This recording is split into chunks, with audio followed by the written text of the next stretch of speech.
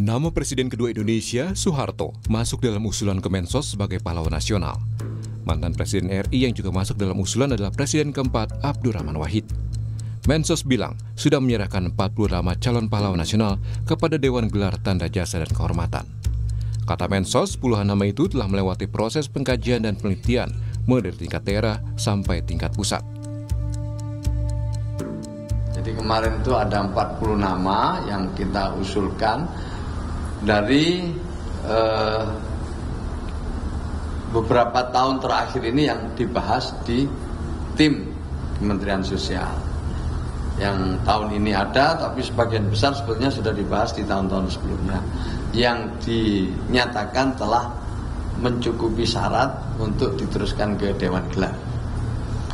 Beberapa nama diantaranya kemarin sudah saya sampaikan, ada Presiden Abdurrahman Wahid, ada Presiden Abdurrahman Wahid, ada Presiden Soeharto, juga ada pejuang buruh Marsina. Kita tidak tahu berapa jumlahnya karena itu sepenuhnya nanti menjadi wewenangnya Dewan Gelar untuk meneruskan ke Presiden. Sebelumnya Menteri Kebudayaan Fadlizon yang juga sebagai Ketua Dewan Gelar Tanda Jasa dan Kehormatan bilang pihaknya akan segera bersidang untuk mengkaji ke-40 usulan nama calon pahlawan nasional. Dan hasil sidang itu nantinya akan dilaporkan ke Presiden Prabowo Subianto. Mereka yang diusulkan ini sudah memenuhi syarat.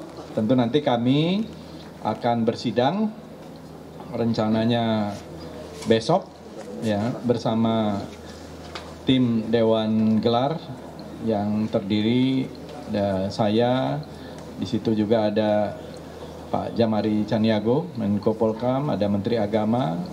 Bersetuju kami akan bersidang untuk membahas, mengkaji ini.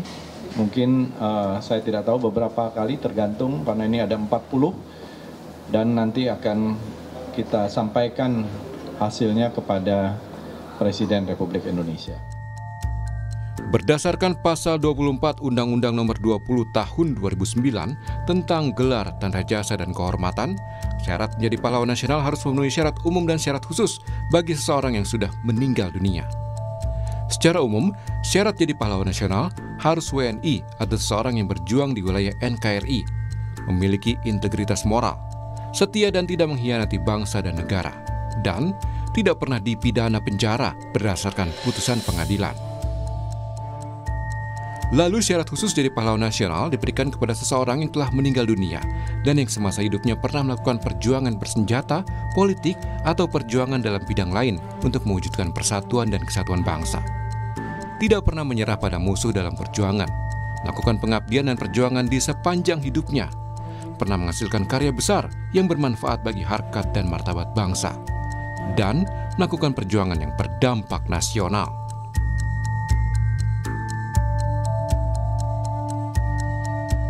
Dari sejumlah syarat termasuk syarat khusus penganugerahan gelar pahlawan nasional, menurut Mensos, Soeharto sudah memiliki syarat itu. Tim Liputan, Kompas TV.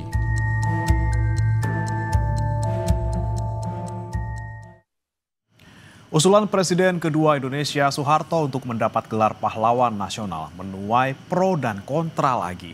Mengapa? Kita ulas bersama dengan Ketua Umum Satkar Ulama Indonesia Idris Laila dan juga ada politisi PDI Perjuangan Guntur Romli. Selamat pagi, Assalamualaikum Pak Idris, Mas Guntur. Ya, selamat pagi. Baik, saya ke Pak Idris terlebih dahulu. Pak Idris, ini kan kesekian kalinya nih Pak Harto diusulkan menjadi pahlawan nasional dan pihak Anda dari Satkar Ulama Indonesia ini menjadi salah satu pihak yang mengusulkan. Sejauh ini dari tahun mungkin 2014 sampai sekarang, apakah ada latar belakang baru nih yang mendorong usulan ini, Pak? Ya, jadi pertama tentu kami mengapresiasi atas usulan Bapak mantan Presiden Soeharto sebagai mendapatkan gelar pahlawan nasional. Saya kira kalau mendengarkan apa yang dinarasikan tadi, sesuai dengan undang-undang tentang pemberian gelar tanda jasa dan kehormatan itu, semuanya sudah dipenuhi oleh Pak Harto. Artinya semua syarat itu sudah sesuai dengan apa yang dikriteria di dalam undang-undang. Sehingga tidak ada alasan lagi bagi kita untuk sekali ini, ya, karena perjuangan itu menjadikan Pak Harto sebagai mendapatkan gelar pahlawan nasional itu sudah sejak lama. Tidak ada alasan bagi kita kali ini untuk tidak memberikan gelar pahlawan nasional buat Pak Harto. Oke, Pak Idris, kalau untuk syarat-syarat utama yang mungkin paling bisa membuat Pak Harto ini layak untuk diberikan gelar pahlawan nasional apa, Pak Idris? Ya, saya kira kalau di dalam undang-undang menyebutkan bahwa yang pernah memberikan pengabdian, dharma bakti, karya yang luar biasa kepada bangsa. Kalau bicara tentang itu, Pak Harto saya kira selama memimpin 32 tahun bangsa ini, ya, saya kira tidak ada yang mempertanyakan karya yang luar biasa. Apalagi yang diminta dari seorang mantan Presiden Soeharto. Beliau, jangan lupa, beliau itu perjuangannya bukan hanya pasca kemerdekaan, sebelum kemerdekaan, kemudian setelah kemerdekaan. Kita bisa lihat selama bagaimana menjadi Presiden Republik Indonesia, pembangunan nasional, sehingga beliau diberikan gelar pahlawan sebagai bapak pembangunan. Kemudian kita lihat bagaimana pembangunan nasional, khususnya beliau bisa mengisi kemerdekaan pasca Bung Karno memerdekakan bangsa kita, Republik Indonesia. Baik. Saya ke Mas Guntur. Mas Guntur, ini kan PDIP menjadi salah satu pihak yang menolak keras soal pemberian gelar pahlawan kepada Soeharto gitu ya. Apa alasan utamanya mungkin Mas Guntur selain ada isu HAM di sana? Ya, terima kasih Mas. Jadi begini, ini kan pengusulan nama Pak Soeharto ini kan setiap tahun selalu menimbulkan kontroversi di masyarakat. Jadi kita seperti diajak ribut tahunan gitu. Padahal kan masih banyak calon-calon pahlawan yang lain dan yang lebih sepuh, yang lebih tua, yang katakanlah tidak menimbulkan kontroversi di masyarakat. Jadi kami sebenarnya ingin mengajak, ya calonkanlah nama-nama yang memang tidak menjadi kontroversi di masyarakat. Masih banyak dari wilayah-wilayah lain di Indonesia ya yang memiliki tokoh-tokoh yang sudah lebih dahulu, yang jelas misalnya soal melawan terhadap penjajahan, lebih layak mereka. Itu yang pertama. Kemudian yang kedua, ketika misalnya Pak Soeharto nanti dicalonkan sebagai pahlawan atau ditetapkan menjadi pahlawan, lantas bagaimana dengan gerakan reformasi mahasiswa 98 yang waktu itu menggulingkan beliau? Soeharto pahlawan, mahasiswa 98 adalah pengkhianat, adalah penjahat, kan gitu. Kita bisa memahami seperti itu. Karena kan kalau di seberang sana ada pahlawan, berarti di seberang yang lainnya pasti ada yang disebut dengan penjahat, disebut dengan pengkhianat, yang disebut dengan penjajah. Jadi ini akan menjadikan kontroversi. Yang selanjutnya, terus yang ketiga menurut kami juga adalah banyak sekali persoalan-persoalan kasus pelanggaran hak asasi manusia di zaman Orde Baru, dan itu sudah ditetapkan sebagai pelanggaran HAM berat, pelanggaran HAM ya, oleh negara, oleh pemerintah ketika zamannya Pak Jokowi ya. Ini kan harusnya itu yang lebih dahulu diselesaikan. Karena segala pelanggaran hak asasi manusia zaman Orde Baru ujung-ujungnya kan tetap kepada presidennya waktu itu. Jadi kami itu ingin mengajak, ya tentu saja ini kan keputusan semuanya ada di pemerintah ya, yang mereka yang bisa memberikan gelar pahlawan. Tapi marilah kita itu mencalonkan tokoh-tokoh yang tidak menjadi kontroversi di masyarakat, yang bisa diterima oleh semua pihak. Kita kedepankan tokoh-tokoh yang dari 40 nama kita lihat di situ nama-nama yang lain juga luar biasa menurut kami, yang mereka lebih layak lah ya. Karena kan kalau bagi kami sendiri juga, bagi saya pribadi ya, yang sebagai orang katakanlah pengagum Gus Dur, saya kok juga ngelihat ini kok ada semacam barter gitu ya. Pak Harto menjadikan presiden, tapi Gus Dur dan Marsina itu juga dijadikan pahlawan. Pak Harto sebagai pahlawan, terus Gus Dur dengan Marsina ini kok ada semacam barter. Karena kan kita lihat kan Gus Dur dan juga Marsina itu kan tokoh-tokoh yang perlawanannya luar biasa di zaman Orde Baru. Ya. Bagaimana tokoh-tokoh ini yang katakanlah berkonfrontasi zaman Orde Baru, kemudian semuanya diangkat menjadi pahlawan. Padahal kan dalam logika kita ya, kalau ada pahlawan itu ada pengkhianatnya, ada penjahatnya. Jadi agak miris juga kalau kami melihat kami juga nggak pernah menuntut Gus Dur menjadi pahlawan, bela tetap menjadi pahlawan rakyat ya, meskipun tanpa katakanlah gelar nasional ataupun juga Marsina, tetap pejuang bagi buruh, pahlawan yang harus diperingati ya, tanpa harus simbol-simbol formal itu. Ada jadi, kontradiksi di situ ya Pak ya, Mas Guntur ya? Itu, jangan kontroversi ya. Ada kontradiksi di sana, ada anti hero dan juga hero yang diajukan menjadi pahlawan nasional ya? Ya, lebih baik ya carilah tokoh-tokoh yang nggak bikin kontroversi. Baik. Kemudian Pak Idris, ini kan lagi-lagi yang menjadi salah satu alasan penolakan gelar pahlawan nasional untuk Soeharto adalah salah satunya isu pelanggaran HAM seperti itu. Kontroversi yang juga masih ada di masyarakat luar biasa. Seperti apa Pak Idris? Jadi pertama mindset kita itu harus kita luruskan ya. Jadi pertama, pemberian tanda gelar itu bukan berarti mengadili seseorang. Kalau mengadili seseorang, sekecil apapun kesalahannya itu bisa menjadi penyebab untuk dia diberikan punishment. Tapi kalau tanda gelar yang diatur di dalam undang-undang menyebutkan seseorang itu, ya, saya kira seseorang yang telah memberikan tanda jasanya, pengabdiannya, kemudian cara menakarnya gampang. Sebesar apa yang telah dilakukan, pengabdian yang telah diberikan dibandingkan kesalahannya misalkan. Nah, itu bisa menjadi pertimbangan, oke, ini layak untuk mendirikan tanda gelar. Kita ingat Bung Karno. Bung Karno juga mendapatkan penolakan. Tapi Golkar termasuk yang mendorong untuk Bung Karno kita berikan tanda gelar. Jadi, karena tanda gelar itu sekali lagi, itu bukan penghakiman. Ini adalah memberikan penghargaan kepada seseorang. Penghargaan ukurannya seberapa besar kebaikan, seberapa besar pengabdian yang diberikan dibandingkan mungkin kesalahan. Tapi pertanyaannya begini, kesalahan seperti apa sebetulnya? Begini, saya kebetulan mantan ketua fraksi Partai Golkar MPR Republik Indonesia periode yang lalu. Ya, saya ingin menjelaskan. Memang dulu ketika Pak Harto diajukan untuk menjadi pahlawan nasional, memang terganjal adanya TAP MPR nomor 11 tahun 1998. Di mana pasal 4 itu mengatur tentang ada menyebutkan nama Pak Harto secara eksplisit. Jadi Pak Harto disebutkan secara eksplisit di situ sehingga TAP MPR nomor 8 itu menjadi ganjalan buat beliau.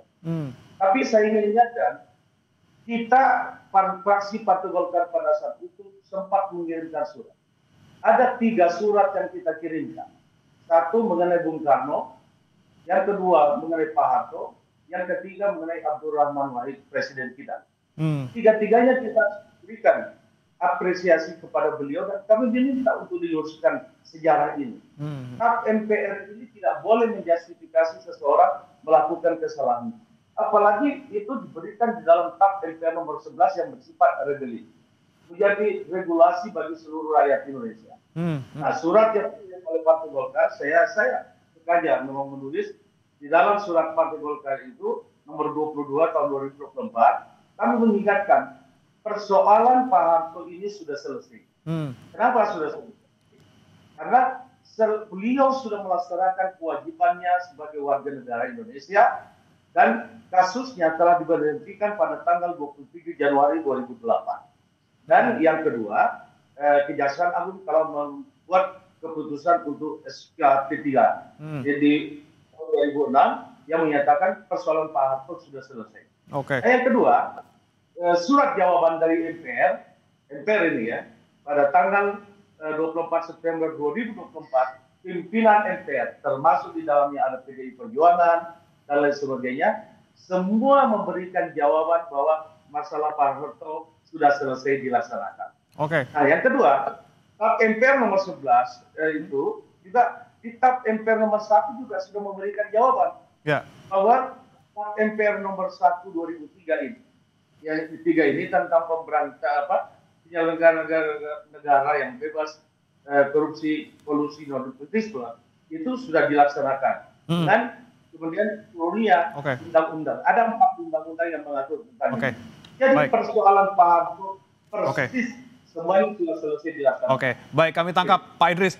Saya mau ke Mas Guntur lagi. Mas Guntur, ini tadi disebutkan oleh Pak Idris, ada jasa yang luar biasa besar dari Pak Harto untuk Indonesia khususnya, walaupun ada kesalahan di sana gitu ya. Dan kemudian tadi terkait dengan TAP MPR soal Soeharto yang kemudian dicabut. Seperti apa, Mas Guntur? Saya kira begini, Mas. Apapun ya gelar kehormatan yang diberikan, itu kan tidak mengubah sejarah yang sudah terjadi, fakta-fakta sejarah. Ya sampai saat ini pun Presiden Soeharto kan tetap disebut sebagai presiden kedua. Dan itu kan tidak akan mengubah sejarah ya, kenyataan bahwa fakta sejarahnya seperti itu. Apa yang beliau lakukan pada zaman Orde Baru. Tetapi pada sisi yang lain ada sisi-sisi gelap yang juga harus kita akui. Yang juga harus tetap diingat oleh masyarakat yang sampai sekarang itu ya masih terasa korban pelanggaran HAM, masih melakukan aksi kamisan, ya kan? Kemudian juga peristiwa-peristiwa yang lain. Jadi jangan sampai gelar kepahlawanan itu memutihkan ada sisi gelap yang harusnya generasi sekarang juga harus pelajari. Itu yang kami khawatirkan. Ya padahal tokoh-tokoh yang lain ya yang di daerah yang belum mungkin dikenal ya karena tidak populer, tapi mereka kontribusi perjuangannya sangat besar terhadap negeri ini, lebih layak menjadi panutan, ya, menjadi sebagai gelar pahlawan. Kenapa? Nanti ada kecenderungan, nanti pada akhirnya orang mantan presiden ya, di Indonesia ini akan menjadi pahlawan nasional semua. Kalau misalnya kita hanya bicara soal sebagai mantan presiden misalnya. Yeah. Jadi menurut kami kita kembalilah kepada kualitas pada tokoh-tokoh yang tidak menjadi kontroversi di masyarakat, yang mungkin juga harus menjadi tauladan kita bersama, ya dan kita bukan ingin melanjutkan soal kebencian, enggak, ini persoalan kita ingin memilih tokoh, memilih pahlawan ya yang tidak menjadi kontroversi di masyarakat, ya. Dan saya sendiri juga sebagai orang Gus Durian juga tidak pernah menuntut ya negara mengakui Gus Dur sebagai pahlawan, tapi kami sangat akan miris kalau nama beliau dicalonkan hanya untuk dijadikan barter dengan Presiden Soeharto ya sebagai pahlawan, apalagi tambah lagi sekarang itu dengan Marsina ya.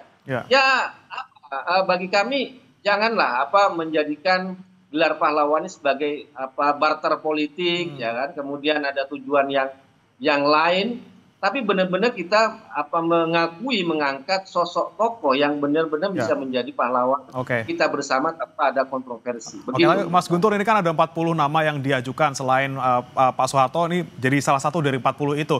Memang nanti kan belum tentu semuanya akan diterima gitu ya, ada beberapa yang mungkin hanya akan memenuhi syarat kemudian diangkat jadi pahlawan nasional tergantung Pak Presiden Prabowo Subianto. Ini kan sudah ada nama yang banyak yang diusulkan. Kenapa kemudian Pak Harto nggak boleh masuk juga, Mas? Pertanyaannya kalau sudah ada banyak nama yang lain, kenapa nama Presiden Soeharto tetap dipaksakan untuk diusulkan, Mas? Padahal kan kita tahu itu kan hanya bikin kontroversi, bikin perdebatan di masyarakat dibanding tokoh-tokoh yang lain. Misalnya kalau di kami ya, di kalangan NU kayak Bisri Samsuri lah, ya, lebih layak secara senioritas, secara ketokohan misalnya dibanding Kiai Haji Abdurrahman Wahid. Ya, kita harus akui, ya kan? Ataupun juga ada Kiai Mahrus Ali yang ada dari Lirboyo yang lebih sepuh. Ya kalau secara kita bicara soal senioritas ya bukan siapa yang pernah menjadi presiden, katakan seperti itu. Ya masa nama Gus Dur dimasukkan lagi hanya untuk jadi barter dengan Presiden Soeharto. Ini yang tidak kami terima. Padahal untuk di kalangan kami, kalangan pesantren, kalangan NU, ada kiai-kiai sepuh yang jelas berjuang melawan penjajah yang lebih senior dari Gus Dur. Mereka yang lebih layak untuk diberi gelar sebagai pahlawan. Karena kan Pak Harto, Gus Dur ini kan kita anggap sebagai yang agak sezaman lah ya. Padahal kan tokoh-tokoh senior sebelumnya sudah masih banyak yang katakanlah butuh pengakuan dari kita, dari negara. Meskipun mereka nggak butuh, negaranya nggak butuh, tapi kita perlu mempopulerkan nama-nama yang layak menjadi tauladan kita bersama, menjadi pahlawan kita bersama. Gitu. Baik. Saya terakhir nih ke Pak Idris. Pak Idris, lagi-lagi ada titik noda gitu ya, paling tidak yang kemudian dinilai banyak pihak ketika nanti Pak Soeharto ini dijadikan pahlawan nasional. Ada yang bilang juga dari koalisi masyarakat sipil bahwa ketika nanti gelar pahlawan nasional diberikan kepada Soeharto, ini menjadi penguatan impunitas pelanggaran HAM. Seperti apa, Pak Idris, terakhir? Jadi begini. Pertama saya ingin meluruskan, saya tidak setuju kalau ada pemikiran tadi bahwa seolah-olah ini barter. Bagi saya, bagi kita, bagi seluruh rakyat Indonesia menurut saya, Pak Harto ini tidak perlu barter-barter, memang jasanya sangat terasakan seluruh rakyat Indonesia, pengabdian, kemudian karya yang luar biasa yang diberikan kepada bangsa ini. Jadi memang beliau itu layak. Even sendirian pun diajukan pantas. Itu satu. Nah yang kedua, saya tadi mengulang kembali bahwa yang kita memberikan itu kan tanda jasa. Jasa itu diberikan ukurannya adalah seberapa besar manfaat yang diberikan dibandingkan orang. Nah, saya kira kalau bicara tentang Pak Harto, wah jasanya luar biasa. Nah yang ketiga, ini yang harus kita luruskan juga. Saya selalu bertanya, selalu disebutkan Pak Harto sebagai pelanggar HAM. Saya ingin bertanya kepada siapapun, boleh dijawab. Institusi apa yang punya otoritas untuk itu yang pernah menyebutkan Pak Harto melanggar HAM? Artinya putusan, bukan kalau hanya sekedar ada lembaga swadaya atau menyebutkan bahwa Pak Harto melanggar HAM atau perorangan, itu kan tidak bisa menjadi ukuran. Tidak ada satu putusan apapun yang pernah diterbitkan baik di dalam negeri, diputuskan di dalam negeri maupun di luar negeri tentang Pak Harto melakukan pelanggaran. So apalagi yang perlu dilakukan? Karena ya Bapak Ibu sekalian, saya cuma ingin mengatakan, rasanya kita sudah harus menghilangkan dendam sejarah kita. Kita sudah harus meluruskan bangsa kita ke depan, supaya anak bangsa menikmati sebagai bangsa yang berbudi luhur, yang penuh pengertian khususnya terhadap para pahlawan nasional kita. Terima kasih. Baik, tentunya ini kita nantikan nanti Dewan Gelar Tanda Jasa dan juga Tanda Kehormatan bagaimana kemudian membahasnya dan nanti akan diajukan ke Pak Presiden dan seperti apa nanti kemudian keputusan Pak Presiden Prabowo Subianto, siapa yang akan mendapatkan gelar pahlawan nasional ini kita nantikan bersama-sama. Terima kasih Pak Idris Laina, Ketua Umum Satkar Ulama Indonesia dan juga Mas Guntur Romli, politikus PDIP telah bergabung bersama kami di Sapa Indonesia Pagi. Terima kasih. Terima kasih Pak Idris, terima kasih.